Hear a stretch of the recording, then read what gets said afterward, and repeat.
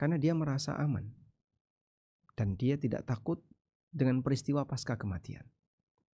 Tapi ketika orang mulai punya kesadaran, kau akan mati, kau akan mengalami peristiwa-peristiwa besar pasca kematian, maka dia akan lebih waspada dan lebih menjaga diri. Jangan sampai dia gagal ketika menghadap Allah Subhanahu wa Ta'ala di kehidupan yang kedua.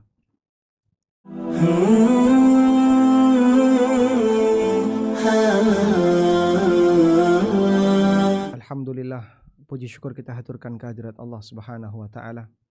Dialah zat yang membukakan hati para hambanya untuk mau belajar ilmu agama. Dan materi tentang agama sangat banyak sekali. Di antaranya adalah materi yang menyangkut masalah akidah dan keyakinan. Dan masalah akidah dan keyakinan, Nabi SAW telah memberikan panduan bahwa akidah seorang hamba, akidah seorang muslim haruslah sesuai dengan apa yang digariskan oleh Al-Quran dan hadis Nabi SAW. Itulah 6 rukun iman yang kita kenal.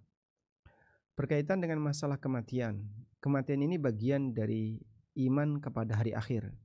Karena itu ketika seorang muslim dia mengimani hari akhir, maka di antara yang perlu dia yakini adalah dia harus mengimani aneka kejadian dari mulai sejak kematian sampai kiamat itu berlangsung. Yang kejadian-kejadian itu tidak bisa diindra oleh manusia, sehingga hanya bisa dipahami melalui wahyu. Karena itulah ketika kita belajar tentang masalah rukun iman, maka yang perlu kita kedepankan dalam hal ini adalah menggali bagaimana keterangan dalil dan penjelasan yang disampaikan oleh para ulama, baik di kalangan sahabat, tabi'in maupun generasi setelahnya. Baik, buku Bila Ku Mati yang kami tulis, di bagian awal kita akan membahas tentang catatan seputar masalah kematian dan memahami hakikat kematian. Insya Allah di kesempatan kali ini akan kita angkat. Mudah-mudahan kita bisa mendapatkan manfaat dan dimudahkan oleh Allah Subhanahu wa Ta'ala. Nah, berkaitan dengan catatan peristiwa kematian.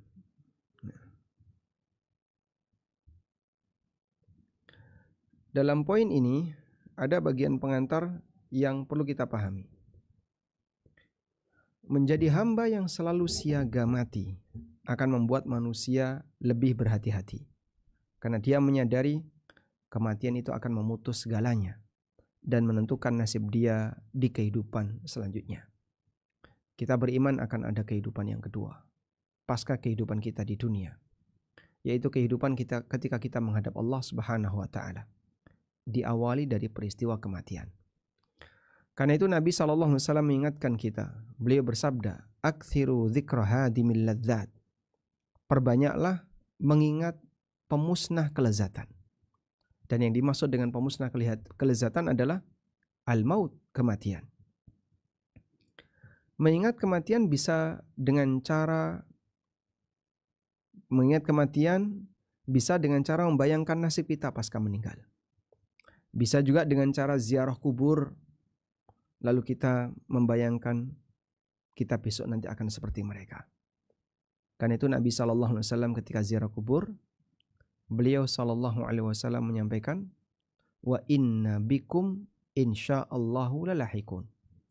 Dan insyaallah kami akan menyusul kalian. Untuk menanamkan keyakinan bahwa kita nanti akan seperti mereka, sebagaimana orang yang sekarang berada di alam kubur. Karena kesadaran manusia bisa dibangkitkan dengan cara melihat apa yang nanti akan dia alami saat dia melihat mayat dimakamkan, dimasukkan ke dalam liang lahat. Mungkin akan membuat dia jadi tersentuh. Aku nanti akan seperti dia. Tinggal selanjutnya apa yang perlu kita siapkan. Dalam hadis yang lain Nabi SAW bersabda, "Fazurul qubura fa innaha tudzakirukumul maut." Lakukanlah ziarah kubur, karena ziarah kubur itu akan tudzakirul maut, mengingatkan kalian akan kematian. Hadis sahih riwayat Muslim. Sehingga ketika seorang hamba dia ingat mati, di antara cara yang bisa dia lakukan adalah ziarah kubur. Dan kalau orang itu ingat mati, hidupnya akan lebih terarah, lebih menyesuaikan diri dengan aturan, karena dia yakin bahwasanya saat dia mati, semua pasti akan dia tinggalkan, dan dia harus mempertanggungjawabkan perbuatan yang selama ini dia lakukan. Dalam riwayat yang lain disebutkan, qad kuntu nahaitukum an ziyaratil kubur. Dulu aku melarang kalian untuk ziarah kubur. Faqad udhina li Muhammadin sallallahu alaihi wasallam fi ziyarati qabri ummihi. Dan Muhammad telah diizinkan untuk melakukan ziarah ke makam ibunya. Fa innaha tudzakkirul akhirah. Karena ziarah kubur itu akan mengingatkan orang terhadap akhirat. Sehingga lakukanlah ziarah kubur. Sehingga dengan ziarah kubur, orang akan lebih zuhud terhadap dunia, lebih menyadari kalau ini semuanya akan dia tinggalkan. Dalam riwayat yang lain Nabi SAW bersabda, fa innaha tuzahidud dunya, fa innaha tuzahidu fid dunya wa tudzakkirul akhirah. Ziarah kubur akan menjadikan kalian zuhud di dunia dan ingat dengan akhirat. Hadis sahih riwayat Ibnu Majah. Demikian kuat pengaruh ziarah kubur bagi seorang muslim, sehingga membuat hatinya bisa semakin dekat dengan Allah Ta'ala. Membuat dia jadi lebih persiapan untuk menghadap Allah. Karena dia yakin sebentar lagi dia akan mati. Sehingga ketika seseorang dia bergesekan dengan aktivitas duniawi, akan membuat dia lalai. Terjadilah penurunan kualitas iman. Dan dengan ingat mati, hati akan tersentuh untuk lebih dekat dengan ibadah. Apa yang membuat orang itu malas? Karena dia tidak ingat dengan kehidupan pasca kematian. Apa yang membuat orang itu jadi berani untuk melakukan maksiat? Karena dia merasa aman. Dan dia tidak takut dengan peristiwa pasca kematian. Tapi ketika orang mulai punya kesadaran, kau akan mati. Kau akan mengalami peristiwa-peristiwa besar pasca kematian. Maka dia akan lebih waspada dan lebih menjaga diri. Jangan sampai dia gagal ketika menghadap Allah Subhanahu wa Ta'ala di kehidupan yang kedua. Baik, selanjutnya kita akan melihat tentang hakikat dari kematian. Mengenai apa itu kematian. Inilah judul pertama dari buku kami, Bila Ku Mati. Kejadian yang sudah sangat jelas tanpa perlu didefinisikan. Sehingga kalau Anda bertanya, mati itu apa sih? Kayaknya kalau pakai definisi makin membingungkan. Karena kejadian itu demikian jelas dan sering kita saksikan orang mati. Jasadnya kita lihat. Semua pasti mengalaminya. Karena siapapun jiwa pasti akan merasakannya. Sebagaimana firman Allah Ta'ala, kullu nafsin dha'iqatul maut, thumma ilaina turja'un. Semua yang bernyawa pasti akan merasakan kematian. Thumma ilaina turja'un. Kemudian kalian akan dikembalikan kepada kami. Kematian pasti akan datang. Baik ditunggu maupun tidak ditunggu. Siapapun tidak akan bisa menghindarinya. Allah Subhanahu wa Ta'ala juga berfirman, Ainama takunu yudrikumul maut, walau kuntum fi burujim musyayyadah. Dimanapun kalian berada, kalian akan dikejar oleh kematian. Kematian akan mendapatkan kamu. Walau kuntum fi burujim musyayyadah, walaupun kalian berada di gedung yang sangat kokoh. Orang bersembunyi di tempat manapun, kematian akan mendatanginya. Dan dari sini kita bisa lihat bahwa dalam peristiwa kematian, Allah menyebut kematian itu sebagai subjek. Sedangkan manusia sebagai objek. Artinya gini, yang menentukan orang ini ataukah kematian? Jawabannya kematian. Karena kematian sebagai subjek, sedangkan manusianya sebagai objek. Maka di sini diungkapkan oleh Allah, yudrikumul maut. Kematian akan mendatangi kalian. Sehingga yang datang adalah kematian. Ketika sakaratul maut datang, upaya apapun yang dilakukan oleh manusia untuk lari darinya tidak akan berhasil. Allah Ta'ala berfirman, Wajaat sakratul mauti bil haqq. Telah datang sakratul maut bil haqqi, yang itu pasti benar. Dzalika ma kunta minhu tahid. Itulah sesuatu yang kalian menghindarinya. Kita semuanya menghindari kematian, lari dari kematian, takut akan kematian. Karena orang ingin bertahan hidup lebih lama di dunia. Namun Allah Subhanahu wa taala tegaskan, wajaat sakratul maut bil haqq. Sakratul maut datang dengan kebenaran. Artinya itu real, akan terjadi. Walaupun orang berusaha untuk menghindarinya, tapi dia datang tanpa diundang. Saat dia datang, manusia berusaha untuk menghindari, namun tidak mungkin dia berhasil. Dzalika ma kunta minhu tahid. Itulah sesuatu yang kalian menghindar darinya. Saat kematian datang, siapapun tidak bisa menghambat maupun mempercepat walaupun sesaat. Sebab yang punya nyawa hanya Allah, dan hanya Allah yang bisa mengendalikan nyawa hamba. Apakah nyawa itu akan dia cabut ataukah nyawa itu akan dia pertahankan.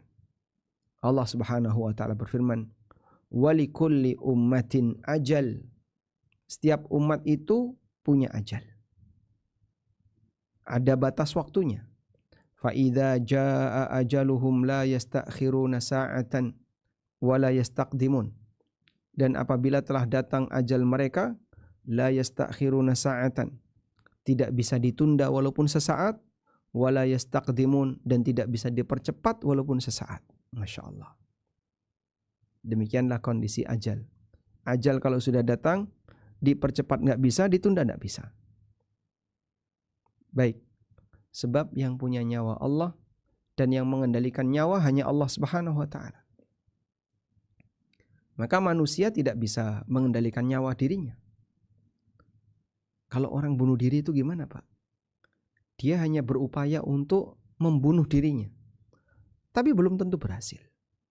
Belum tentu dia mati. Bahkan terkadang bisa jadi tindakan itu sudah berhasil dilakukan. Namun ketika Allah takdirkan dia tidak mati, dia tidak akan mati. Betapa banyak ada orang yang melakukan uji coba bunuh diri. Dia sudah menusuk dirinya. Sudah menyayat tangannya di nadinya. Darah mengucur dari badannya. Tapi Allah Subhanahu wa taala menyelamatkan nyawanya sehingga dia tetap hidup. Sehingga di posisi ini tidak semua upaya yang dilakukan oleh manusia untuk membunuh orang lain maupun membunuh dirinya berhasil. Karena yang punya nyawa Allah Subhanahu wa taala. Dan tidak ada satupun manusia yang tahu kapan dia akan mati. Sebab Allah Subhanahu wa taala merahasiakan waktu kematian para hambanya. Bahkan tidak ada satupun yang tahu di mana manusia itu akan mati. Allah Subhanahu wa taala berfirman, "Wa ma tadri nafsun bi ayyi ardin tamut." Tidak ada satupun jiwa yang tahu di mana dia akan mati. Sehingga Anda bisa lihat di sini. Kalau tempat saja orang itu tidak tahu, apalagi waktu. Artinya begini. Jika manusia punya rencana, saya ingin mati di Jakarta, atau saya ingin mati di Jogja, mungkin nggak rencana itu dia lakukan? Mungkin. Dengan cara apa? Dia tidak mau keluar dari kota itu, terutama di usia-usia ketika dia sudah mendekati kematian. Saya ingin mati di Jogja, dia bertahan di Jogja, sampai tua bertahan di Jogja, nggak berani atau takut keluar Jogja, karena nanti kalau dia keluar, jangan-jangan dia mati di luar Jogja. Cita-citanya mati di kota Jogja misalnya. Itu sangat mungkin. Kendati demikian, Allah Subhanahu wa taala menegaskan, "Wa ma tadri nafsun bi ayyi ardun tamut." Tidak ada satupun jiwa yang tahu di mana dia akan mati. Artinya, kalau waktu saja nggak bisa, apalagi kalau tempat saja nggak bisa memastikan, apalagi waktu. Semua manusia punya peluang yang sama. Berapapun usianya, peluang matinya semua hamba sama, baik yang tua maupun yang muda. Sebab kematian tidak dikhususkan untuk usia tertentu. Tidak ada kuburan yang bertuliskan khusus 60 tahun ke atas. Tidak ada pula kuburan yang bertuliskan khusus balita. Tidak ada. Semua manusia punya peluang mati yang sama. Yang berusia muda tidak jaminan bisa bertahan hidup lebih lama. Allah Subhanahu wa taala berfirman, "Wa ma kana li nafsin an tamuta illa bi idznillah kitaban muajjala." Dan tidak ada satupun jiwa yang dapat mati melainkan dengan izin Allah, sebagai sebuah ketetapan yang telah ditentukan waktunya. Jadi ajal itu terlindungi. Selama belum waktunya mati, maka selama itu pula orang tidak akan mengalami kematian. Kematian itu pasti, dan kematian yang akan kita hadapi hanya akan terjadi sekali. Maka perjuangkan yang sekali itu kita mendapatkan yang terbaik. Baik, sekarang kita lihat tentang hakikat dari kematian. Allah menyebut kematian dengan musibah. Sebagaimana yang Allah tegaskan dalam firman-Nya, fa'asabatkum musibatul maut. Kemudian kalian tertimpa musibah kematian. Karena kematian adalah musibah yang paling besar, paling dahsyat. Sebab kematian akan memutus segala amal dan mengakhiri kehidupan manusia di dunia. Kalau orang mendapatkan musibah berupa kehilangan sebagian hartanya, kehilangan motor, kehilangan mobil, kehilangan uang, kehilangan apapun, termasuk kehilangan jabatan, masih ada peluang untuk balik lagi. Orang kehilangan motor, mungkin nggak dia dapat ganti? Ada peluang untuk dapat ganti. Orang kehilangan mobil, ada nggak peluang untuk dapat ganti? Ada peluang untuk dapat ganti. Ya. Sehingga masing-masing manusia ketika mereka kehilangan sesuatu, ada peluang dia bisa mendapatkan gantinya. Akidah Islam mengajarkan bahwa kematian merupakan pintu gerbang perpindahan manusia dari kehidupan dunia ke alam barzah dan alam akhirat. Dan ketika dia mengalami itu, maka tidak mungkin dia bisa balik. Arwah tidak akan kembali lagi ke dunia ketika orangnya sudah mati. Maka kalau ada keyakinan bahwa arwah di usia 40 hari atau setelah 40 hari pasca kematian dia akan gentayangan, terus minta agar dikirimi doa atau dikirimi amalan oleh keluarganya, ini semuanya adalah keyakinan yang jelas salah. Ada lagi yang lebih konyol. Sebagian orang meyakini bahwa arwah itu akan datang setiap tahun menjelang Ramadan untuk minta dikirimi ini, dikirimi ini. Dan ini jelas nggak benar, karena arwah itu nggak bisa balik. Coba kita lihat ayat berikut ini. Allah Subhanahu wa taala berfirman di surat Al-Mu'minun, hatta idza jaa ahadahumul mautu qala rabbirji'un. Sampai ketika datang kepada mereka al-maut, kematian. Jadi kematian di sini sebagai subjek, kematian datang kepada mereka. Kematian yang mendatangi kita. Qala rabbirji'un. Lalu orang itu mengatakan, ya Allah, kembalikanlah aku. Yang sudah mati, dia minta agar dikembalikan oleh Allah. La'alli a'malu salihan fima taraktu. Agar aku bisa beramal saleh yang dulu aku tinggalkan. Kemudian dibalas oleh Allah, kalla. Tidak mungkin. Tidak mungkin seperti itu. Innaha kalimatun huwa qailuha. Itu hanyalah kalimat yang dia ucapkan saja. Wa min waraihim barzakhun ila yaumi yub'atsun. Di belakang mereka ada barzah sampai kiamat. Di belakang mereka ada barzah sampai kiamat. Nah, Allah Subhanahu wa taala menyebut alam kubur dengan alam barzah. Apa arti barzah? Barzah artinya pemisah.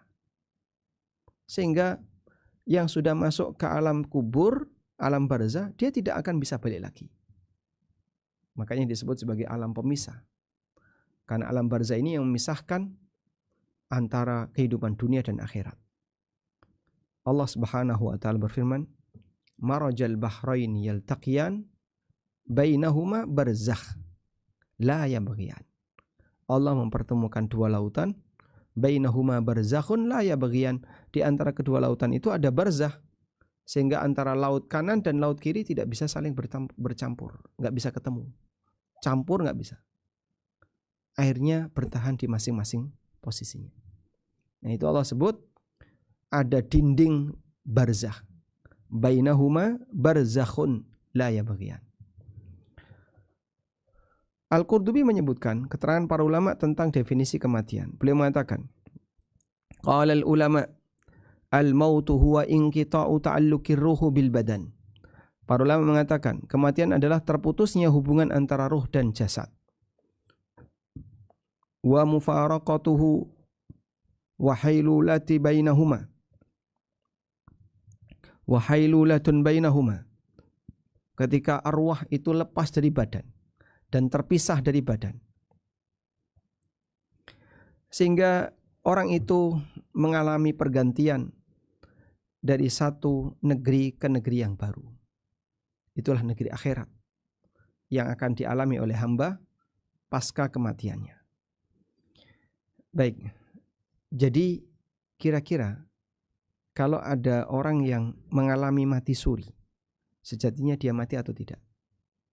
Jawabannya tidak mati. Kenapa Pak? Karena nggak mungkin orang bisa balik. Kalau sudah mati dia tidak mungkin bisa kembali.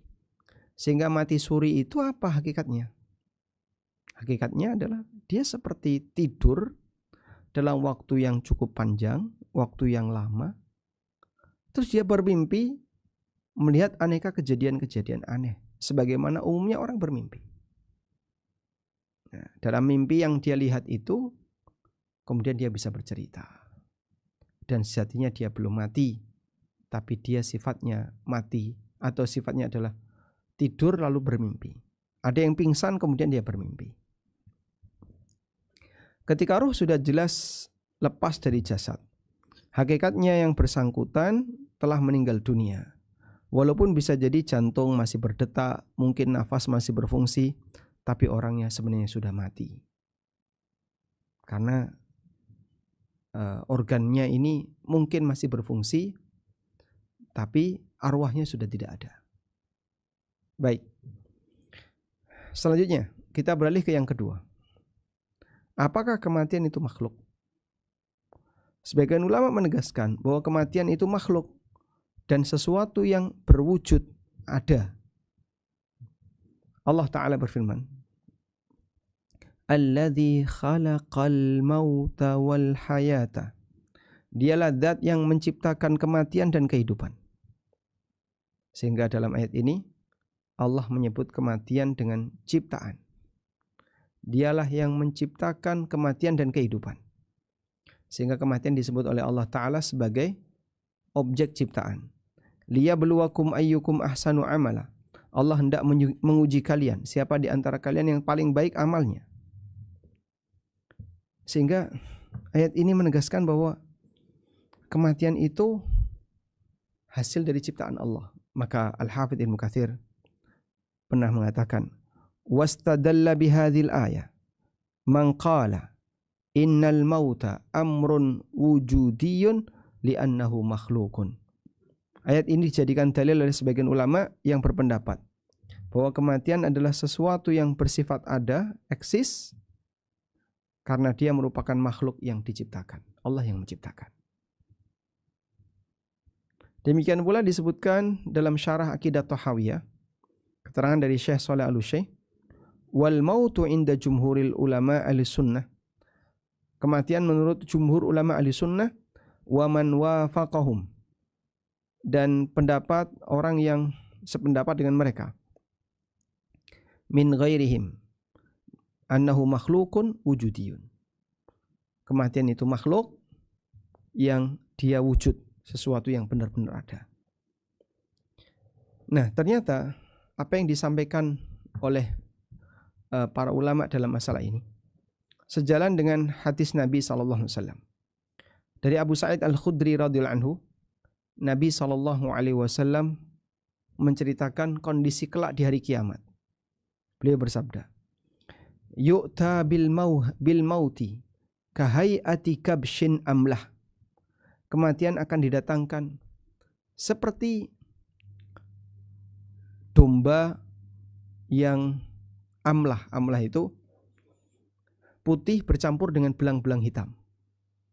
Ya, sehingga tidak putih semua, tidak hitam semua, tapi campur antara putih dan hitam. Dan domba akan kelihatan lebih bagus kalau warnanya campuran. Kematian besok akan diwujudkan seperti itu. Fayunadi munadin. Kemudian ada yang memanggil, ya ahlal jannah, wahai penduduk surga.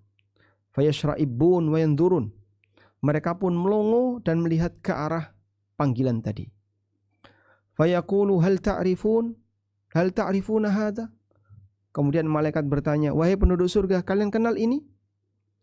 Fayaqulun, mereka mengenalinya. Na'am hadzal maut. Ya, kami tahu itu adalah kematian. Wa kulluhum qad ra'ahu, dan mereka semuanya telah melihatnya. Mereka semuanya telah mengetahuinya. Kalau itu adalah kematian. Kematian sekarang berwujud domba. Tsumma yunadi ya ahlan nar. Kemudian malaikat ini memanggil, wahai penduduk neraka. Fayashra'ibun wa yandurun. Mereka pun melongo dan melihat ke arah panggilan. Fayaqulu, lalu malaikat bertanya, hal ta'rifuna hadza? Apakah kalian kenal ini apa? Fayaqulun, mereka menjawab, na'am, kami tahu itu adalah kematian. Fayudbah, lalu kematian itu disembelih di antara surga dan neraka. Dilihat oleh penduduk surga dan dilihat oleh penduduk neraka. Tsumma yaqul, kemudian malaikat ini mengatakan, ya ahlal jannah khuludun fala mauta. Wahai penduduk surga, kalian kekal dan tidak ada kematian lagi. Wa ya ahlan nar, wahai penduduk neraka, khuludun fala mauta, kalian kekal dan tidak ada lagi kematian. Maka yang satu makin gembira, yang satu makin susah, makin sedih. Karena Anda bisa lihat bagaimana nasib seorang hamba ketika dia dimasukkan ke dalam neraka dan disiksa tanpa batas waktu. Masya Allah. Ini adalah ancaman yang demikian mengerikan. Sebab kematian telah disembelih. Kematian telah mati. Dan selamanya tidak akan kembali. Dari sinilah kita, dan hadis ini sahih riwayat Bukhari Muslim, kita perlu memperjuangkan sabar untuk memegang iman dan kebenaran. Walaupun rasanya pahit dan panas, tapi ketika kita perjuangkan sampai akhirnya kita mati dalam keadaan sebagai muslim mukmin ahlus sunnah, semoga kita mendapatkan nikmat dipanggil untuk masuk pintu surga melalui pintu apapun yang Allah kehendaki bagi kita. Selanjutnya, mati itu 2 kali, sebagaimana hidup juga 2 kali. Allah berfirman menceritakan salah satu dialog ketika di akhirat. Qalu rabbana amattana thnataini wa ahyaitana thnatain. Mereka mengatakan, wahai Rabb kami, amattana thnatain, engkau matikan kami 2 kali, wa ahyaitana thnatain, dan engkau hidupkan kami 2 kali. Fa'tarafna bidzunubina, maka kami mengakui dosa-dosa kami. Fahal ila khurujim min sabil, apakah ada jalan bagi kami untuk keluar dari neraka? Ya, jawabannya tidak ada. Kalau orang sudah berada di dalam neraka dan yang mukmin sudah diselamatkan, tinggal yang ada di dalamnya adalah orang-orang kafir, selamanya dia tidak akan bisa selamat dari neraka. Dia akan bertahan di situ. Baik. Ibnu Katsir menyebutkan riwayat dari Ibnu Mas'ud yang menjelaskan bahwa ayat ini semisal dengan firman Allah Ta'ala. Kaifa takfuruna billah wa kuntum amwatan fa ahyaakum. Bagaimana kalian kufur kepada Allah sementara dulu kalian mati. Fa ahyaakum, lalu Allah hidupkan kalian. Tsumma yumitukum tsumma yuhyikum. Kemudian Allah matikan kalian, kemudian Allah hidupkan kalian kembali. Tsumma ilaihi turja'un. Kemudian hanya kepada Allah kalian akan dikembalikan. Nah, jadi di sini ada kematian 2 kali, ada kehidupan 2 kali. Yang terjadi mana Pak yang duluan? Hidup dulu atau mati dulu? Sehingga 4 kali ini hidup mati atau mati hidup, mati hidup? Hidup dulu atau mati dulu? Jawabannya mati dulu. Para ulama menjelaskan, kematian pertama ketika mereka belum diciptakan, masih dalam keadaan tiada. Mungkin mereka berada dalam rahim ibunya, tapi belum keluar di alam nyata, sehingga dia belum dikasih roh oleh Allah, maka statusnya seperti sosok yang mati karena belum dikasih roh oleh Allah. Kematian yang kedua adalah ketika mereka meninggal dunia. Kematian ketika mereka meninggal dunia, itulah kematian yang tidak akan bisa kembali lagi ke kehidupan dunia.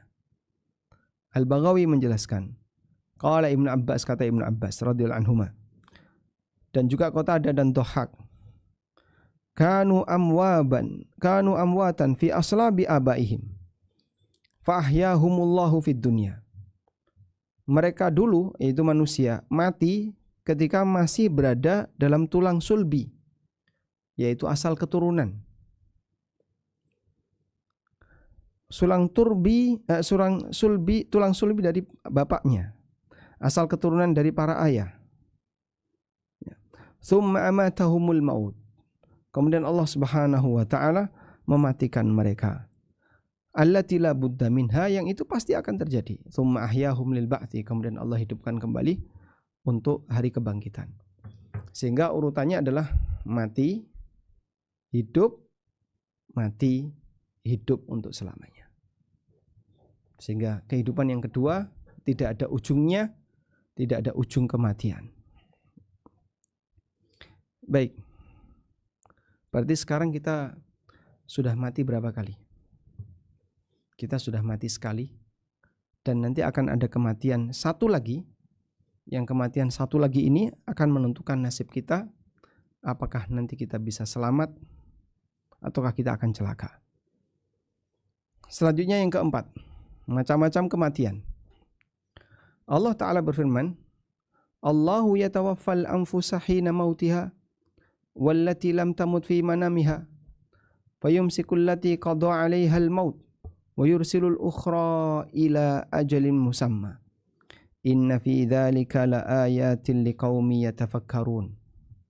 Allah yang mewafatkan jiwa, Allah yang mewafatkan jiwa hina mautiha, ketika jiwa itu mati, wallati lam tamut fi manamiha, dan jiwa yang belum waktunya mati, fi manamiha, ketika dia tidur. Fayumsikul lati qada 'alaiha al-maut, lalu Allah tahan jiwa untuk orang yang telah Allah tetapkan untuk mati. Wa yursilul ukhra ila ajalin musamma, dan Allah lepaskan jiwa yang lain sampai batas waktu tertentu. Inna fi dzalika laayatin liqaumin yatafakkarun. Sesungguhnya dalam hal itu merupakan tanda kebesaran bagi orang yang mau berpikir. Nah, jadi kita bisa lihat di sini Allah menyebut dialah yang mewafatkan jiwa ketika tidur. Itu yang disebut dengan kematian sughra. Berdasarkan ayat ini para ulama menjelaskan bahwa kematian itu ada dua.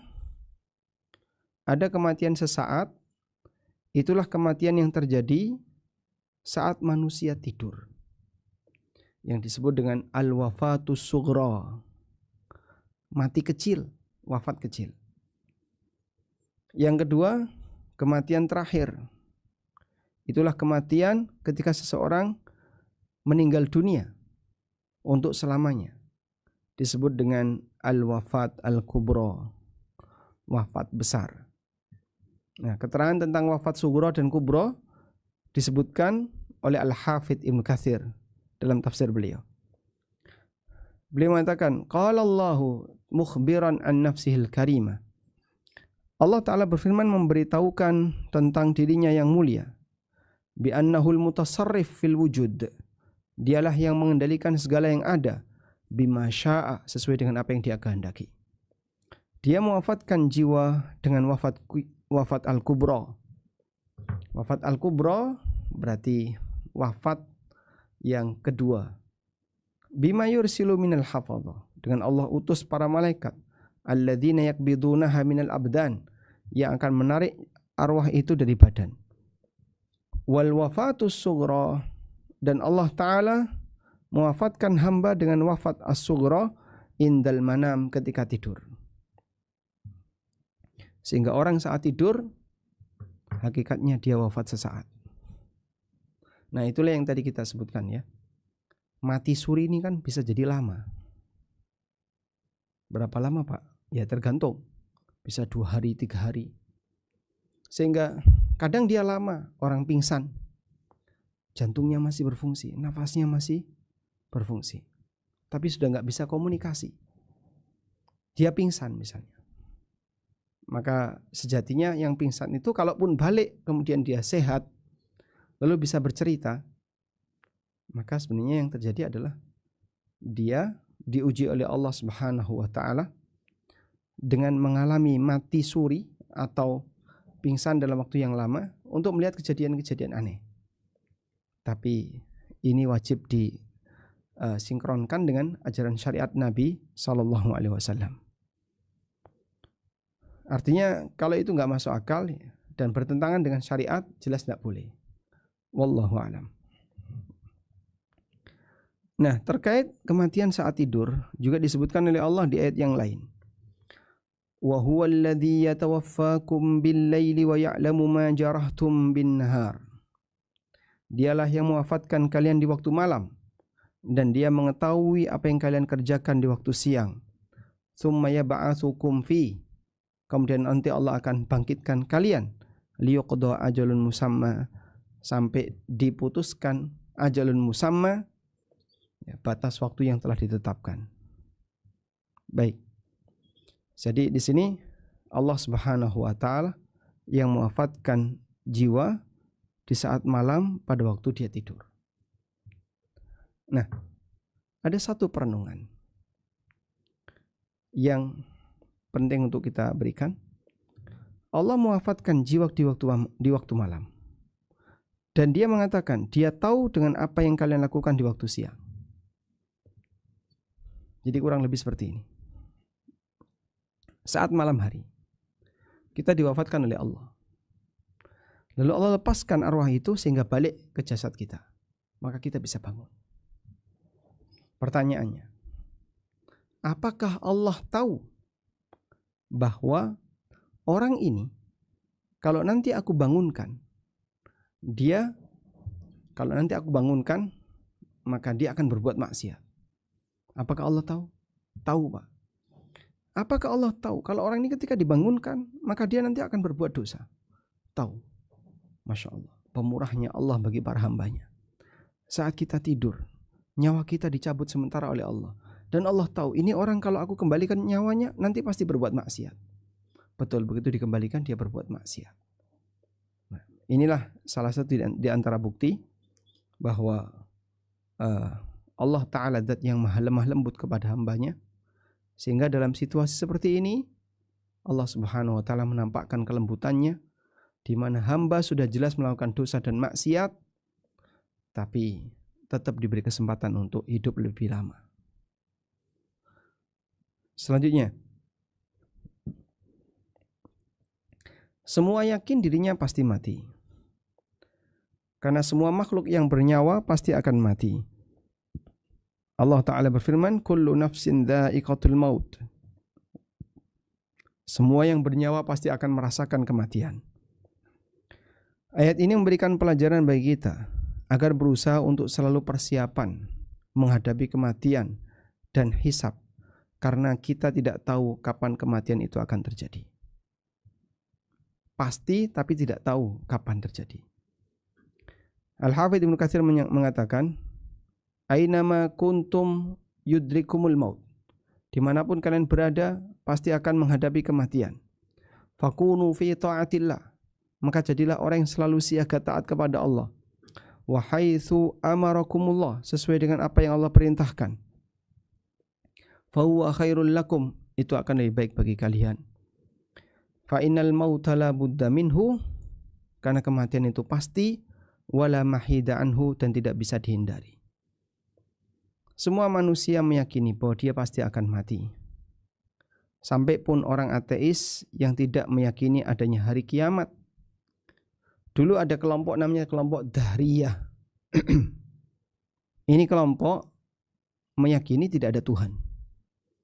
Sehingga bagi mereka hidup ini hanya masalah waktu. Allah kutipkan perkataannya. Wa qalu ma hiya illa hayatuna dunya namutu wa nahya.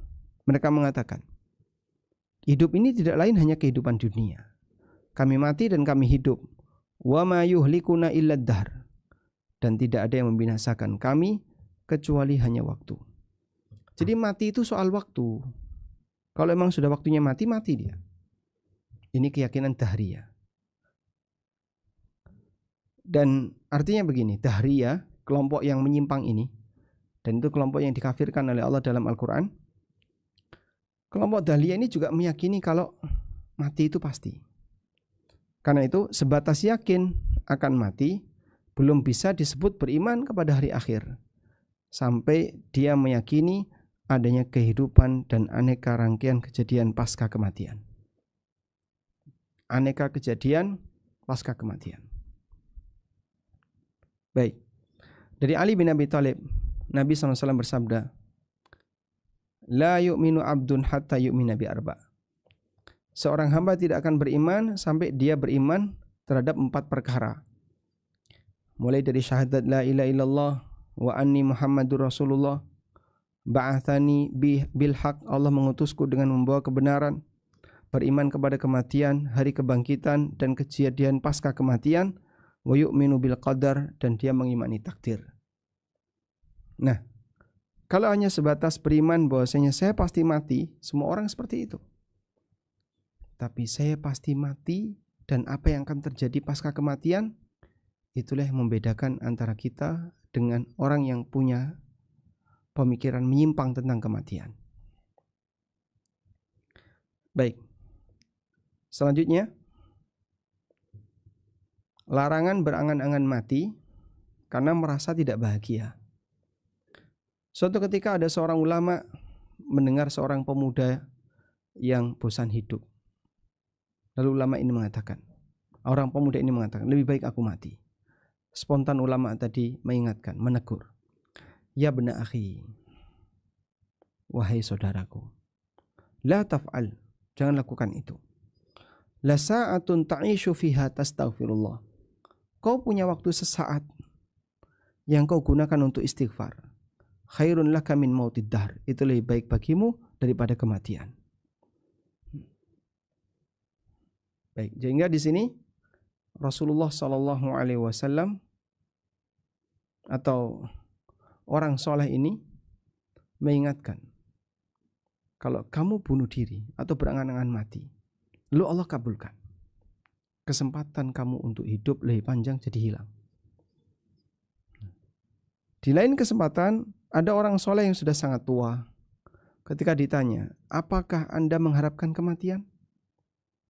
Jawab orang soleh ini, la, tidak. Qad dhahaba asy-syababu wa syarruhu. Masa muda berikut kenangan buruknya telah hilang. Wa ja'al kibaru wa khairuhu. Dan sekarang datang masa tua dan aneka kebaikannya. Fa idza kumta, kalau kamu, fa idza kumtu qultu, kalau aku berdiri maka aku mengucapkan bismillah. Wa idza qa'adtu qultu, kalau aku duduk aku mengucapkan alhamdulillah. Sehingga si orang tua ini, saat beliau sudah demikian tua, sampai ditanya oleh orang, apakah Anda berangan-angan mati? Beliau mengatakan, tidak ada. Sehingga ketika duduk baca alhamdulillah atau baca ya bismillah. Ketika bangkit baca alhamdulillah.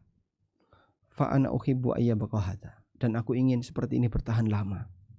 Masya Allah. Banyak sekali ulama masa silam yang menangis ketika menghadapi kematian. Mereka sedih karena terputusnya amal soleh. Karena itulah Nabi SAW melarang umatnya untuk berangan-angan mati, karena kematian memutus seorang mukmin untuk mendapatkan kebaikan dan ketaatan. Kelezatan, dia juga keberatan untuk melaksanakan kelezatan ibadah dan kesempatan untuk bertobat kepada Allah Ta'ala. Nabi SAW pernah bersabda, la yatamanna ahadukumul maut, janganlah kalian berangan-angan mati, wala yad'u biha, dan jangan berdoa minta kematian, min qabli ayyatiyah, sebelum kematian itu datang. Innahu idza mata ahadukum, karena kalau kalian itu mati, ingqata amaluhu, maka amalnya terputus. Wa innahu la yazidul mu'mina umruhu illa khaira. Lalu ada bagian belakang ini.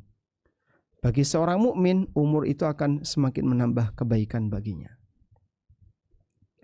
Bagi seorang mukmin, umur akan menambah kebaikan baginya. Pada hadis di atas, Rasulullah SAW menggabungkan dua larangan, antara berangan-angan mati dan larangan berdoa minta kematian. Dalam lafal yang lain, beliau bersabda, la yatamanna ahadukumul maut, janganlah kalian berangan-angan mati.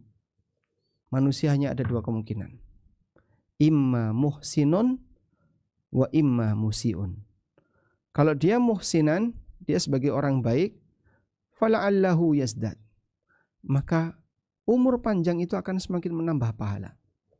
Wa imma musian, dan kalaupun dia orang buruk, fala'allahu yasta'tib, bisa jadi dia akan bertobat, ditegur oleh Allah Ta'ala. Ada kesempatan untuk memperbaiki diri dengan umur panjang. Masya Allah. Demikian motivasi yang diberikan Nabi SAW. Hargai waktu dengan baik, dan waktu itu sama dengan umur. Karena mungkin banyak orang yang mereka menghilangkan kesempatan waktu terbaiknya untuk hal yang sia-sia, dan itu sama dengan membuang-buang umur. An-Nawawi mengatakan, dalam hadis ini terdapat penegasan tentang makruhnya orang yang berangan-angan untuk mati karena tertimpa kesulitan, seperti kemiskinan, cobaan dari musuh, atau berbagai kesulitan hidup lainnya. Namun jika seseorang takut akan terjadi kerusuhan atau fitnah pada agama, maka tidak makruh baginya untuk berdoa. Jadi kalau misalnya dia takut akan terjadi kerusakan terhadap iman, saya kalau lama-lama seperti ini saya khawatir nggak kuat. Kalau saya nggak kuat nanti saya ngomong ngawur misalnya. Nah, lalu dia berangan-angan mati, hukumnya boleh. Di samping itu ada sisi lain yang perlu dipertimbangkan. Dahsyatnya sakaratul maut terkadang membuat orang menyesali permintaannya. Bahkan ini pernah dialami oleh orang soleh masa silam. Kalau nggak salah namanya Sufyan Ats-Tsauri, itu pernah seperti ini. Wallahu alam. Ini seperti keterangan Ibnu Rajab ya. Banyak sekali orang soleh dulu pernah menginginkan kematian ketika mereka masih sehat. Namun ketika kematian itu benar-benar datang, mereka pun menyesalinya karena berat rasa sakitnya. Di antara mereka adalah Abu Darda, Sufyan Ats-Tsauri. Maka bagaimana kira-kira keadaan seorang alim atau selain mereka yang tingkatannya di bawahnya? Ya, mungkin akan lebih menyesal lagi. Nah, selanjutnya dari Jabir bin Abdullah, Nabi SAW juga bersabda, la tamannawul maut, janganlah kalian berangan-angan mati. Fa inna haulal matla'i syadidun, karena suasana saat menghadapi kematian itu sangatlah dahsyat. Wa inna minas sa'adati ayyutila umrul abdi, dan bagian dari kebahagiaan adalah seorang hamba diberi panjang umur, wa yarzuquhullahul inabah, lalu Allah anugerahkan kepadanya al-inabah, kesempatan untuk bertobat. Dan banyak orang yang kadang seperti itu, dia nggak kuat dengan kondisi hidup, akhirnya dia bunuh diri. Tapi ada kondisi di mana kita boleh berangan-angan mati. Pertama, karena takut agamanya. Misalnya, saya kalau gini terus kayaknya saya mulai nggak sanggup. Nah, seperti itu diperbolehkan. Itu pun digantungkan kepada ilmu Allah. Coba kita lihat di sini. Nabi SAW pernah mengatakan, la yatamannayanna, jangan sampai kalian berangan-angan al-mauta, untuk mati, min durrin asabahu, disebabkan sakit yang dia alami, bahaya yang dia alami. Fa in kana la budda fa'ilan, kalau dia harus tetap melakukannya, falyaqul Allahumma ahyini ma kanatil hayatu khairan li, maka ucapkanlah, ya Allah hidupkanlah aku selama hidup itu baik bagiku. Wa tawaffani idza kanatil wafatu khairan li, wafatkanlah aku jika wafat itu baik bagiku. Jadi enggak langsung minta mati, tapi digantungkan kepada ilmu Allah. Ya Allah, jika engkau tahu ini yang terbaik bagiku, maka berikanlah kepadaku. Ini yang pertama. Kemudian yang kedua, berangan-angan mati yang boleh adalah ingin mati syahid. Mati syahid merupakan predikat kematian yang mulia. Seorang muslim dianjurkan untuk mewujudkannya. Hingga Rasulullah SAW sendiri sangat berharap untuk mendapatkan mati syahid. Beliau ingin mati syahid, tapi kan tidak mungkin.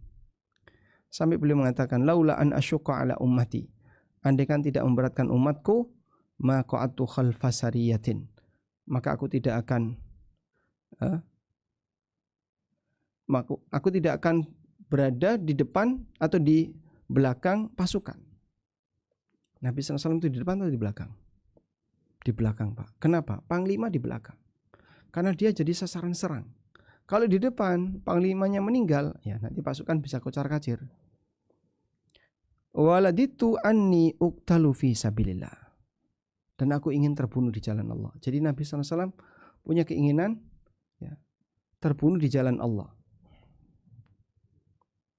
Terus dihidupkan lagi, kemudian jihad lagi, dihidupkan lagi, jihad lagi. Nah, jadi di posisi ini ada orang yang berangan-angan mati lalu hidup kembali, yaitu para mujahid yang mati di medan jihad. Dia pingin setelah dia mati di medan jihad bisa balik lagi ke dunia lalu ikut jihad lagi. Wallahu alam. Di saat itulah kita boleh berangan-angan mati. Dalam hadis yang lain Nabi SAW bersabda, man sa'alallaha syahadata bisidqin ballaghahu Allahu manazila syuhada.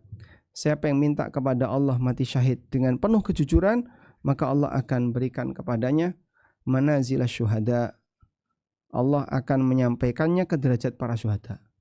Saya enggak bisa, tapi kamu ya, sering minta kepada Allah untuk mati syahid. Wa in mata ala firashihi, meskipun nantinya dia mati di atas dipannya. Wallahu alam. Baik. Mungkin itu yang bisa kita sampaikan sebagai pengantar. Semoga bermanfaat. Wassallallahu ala nabiyyina Muhammadin wa ala alihi wa sahbihi wasallam.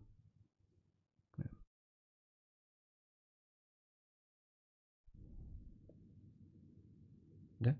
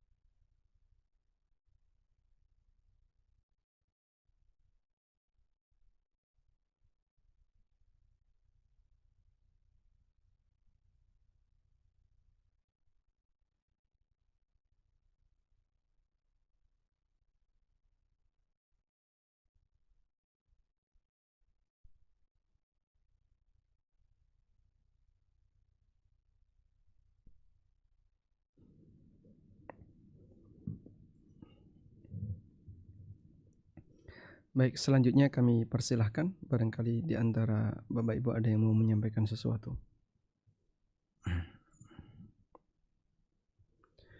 Baik, kita berikan kesempatan bagi yang resen terlebih dahulu.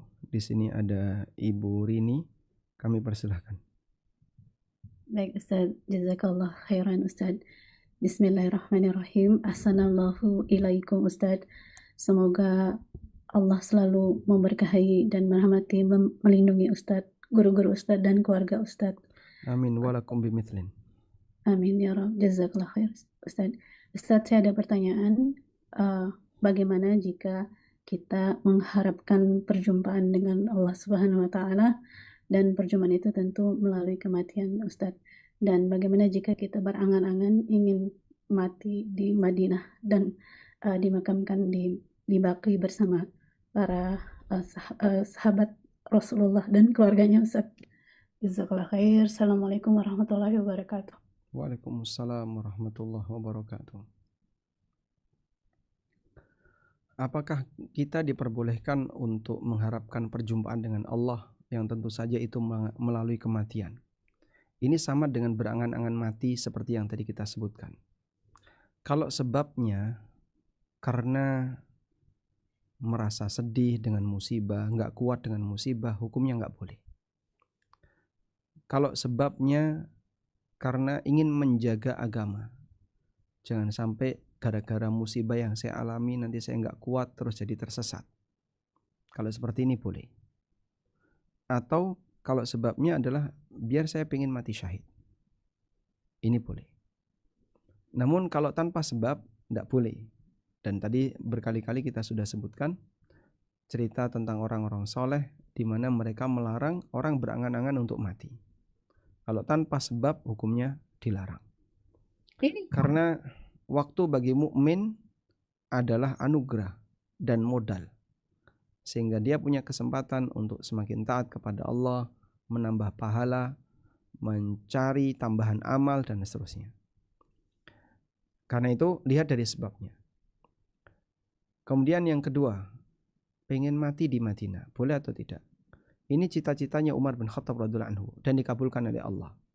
Beliau berdoa kepada Allah Subhanahu wa taala, Allahumma inni as'aluka syahadata fi sabilik wal mauta fi baladi rasulik.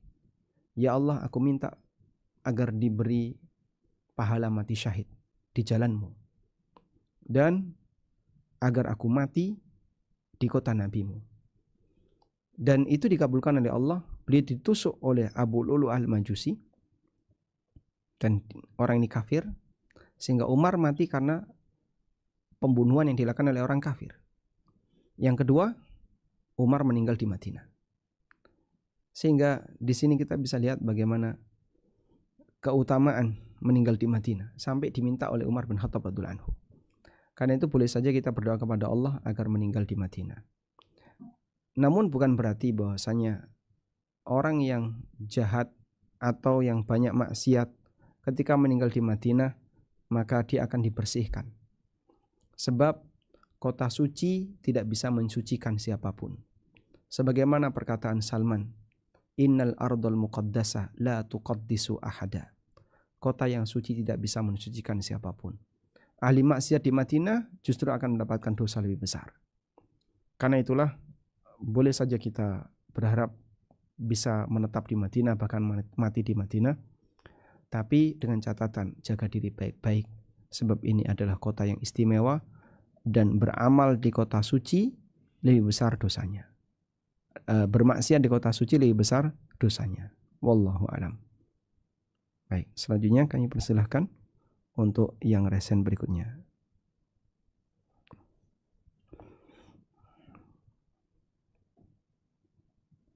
Silakan Bu Devi.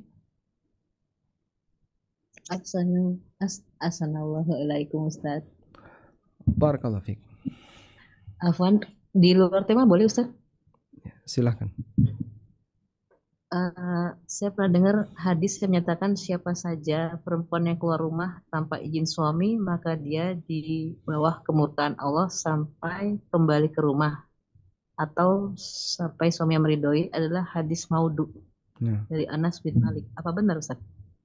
Jazakallahu khair.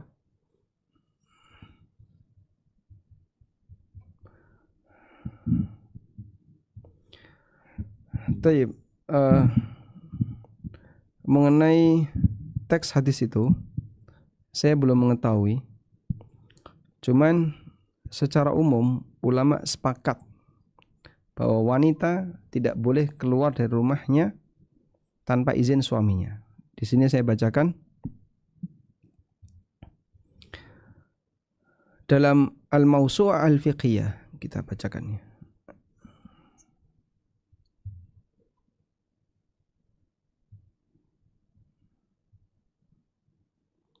Ja'a fil Mawsu'ah Al-Fiqhiyah, disebutkan dalam ensiklopedia fikih. Al-aslu anna nisa'a ma'muratun biluzumil bait. Hukum asalnya wanita itu diperintahkan untuk menetap dalam rumah. Manhiyatun anil khuruj, dan mereka dilarang untuk keluar rumah. Fala yajuzu lahal khuruj, maka tidak boleh bagi wanita untuk keluar rumah illa bi'idnihi yakni az-zauj, kecuali dengan izin suaminya. Ibnu Hajar Al-Haytami mengatakan, wa idza tarrat imra'atun lil khuruj, apabila wanita terpaksa harus keluar, li ziyarati walidin, untuk menjenguk bapaknya, kharajat bi'izni zaujiha, maka dia harus keluar dengan izin suaminya, dan itu pun ghairu mutabarrijah, tidak boleh sambil berdandan. Demikian pula yang dinukil oleh Ibnu Hajar Al-Asqalani dari An-Nawawi ketika beliau memberikan catatan untuk hadis idza sta'danakum nisa'ukum, apabila wanita minta izin kepada kalian untuk berangkat ke masjid di waktu malam, fa'adhinu lahunna, maka berikan izin kepada mereka.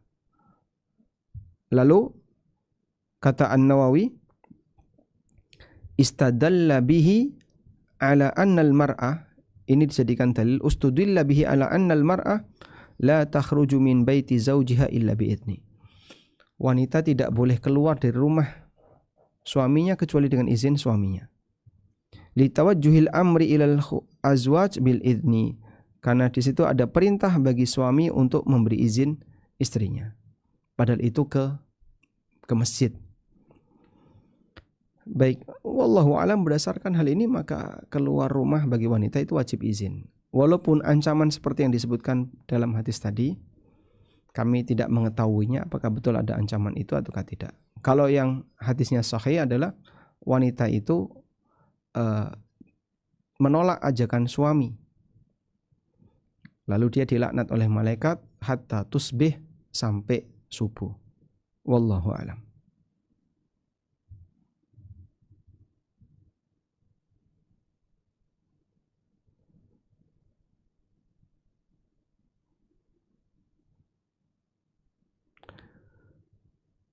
Atau di sini ada teks hadis yang tadi dimaksud ya.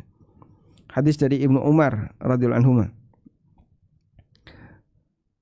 Rasulullah SAW mengatakan di sini, la takhruj min baitihi illa biizni.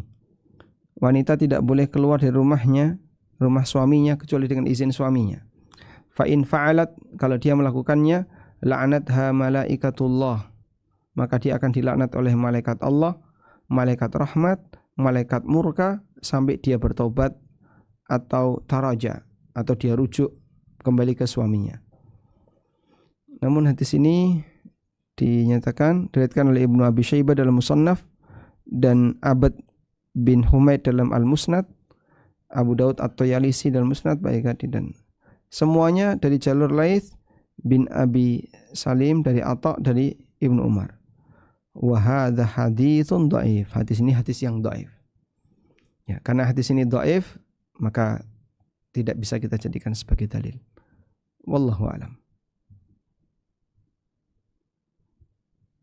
Baik.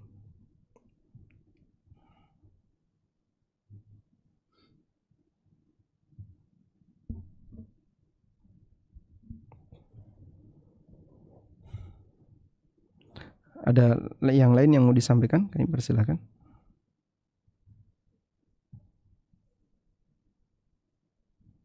Nah,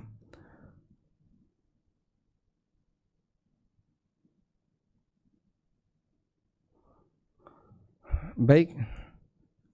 Sekiranya jika tidak ada yang lain yang ingin disampaikan, mungkin kita cukupkan sampai di sini. Sekarang jam 5:15. Semoga Allah Subhanahu wa taala menganugerahkan kepada kita husnul khatimah. Kita bisa diwafatkan dalam keadaan baik, karena yang menentukan baik dan buruknya hamba adalah di penghujungnya. Sebagaimana sabda Nabi SAW dalam hadis riwayat Bukhari, innamal a'malu bil khawatim. Sesungguhnya amal itu dilihat dari ujungnya. Wa sallallahu ala nabiyyina Muhammad wa ala alihi wa sahbihi wa sallam. Wa akhiru da'wana alhamdulillahi rabbil alamin. Subhanakallahumma wa bihamdika asyhadu an la ilaha illa anta astaghfiruka wa atubu ilaik. Wassalamualaikum warahmatullahi wabarakatuh.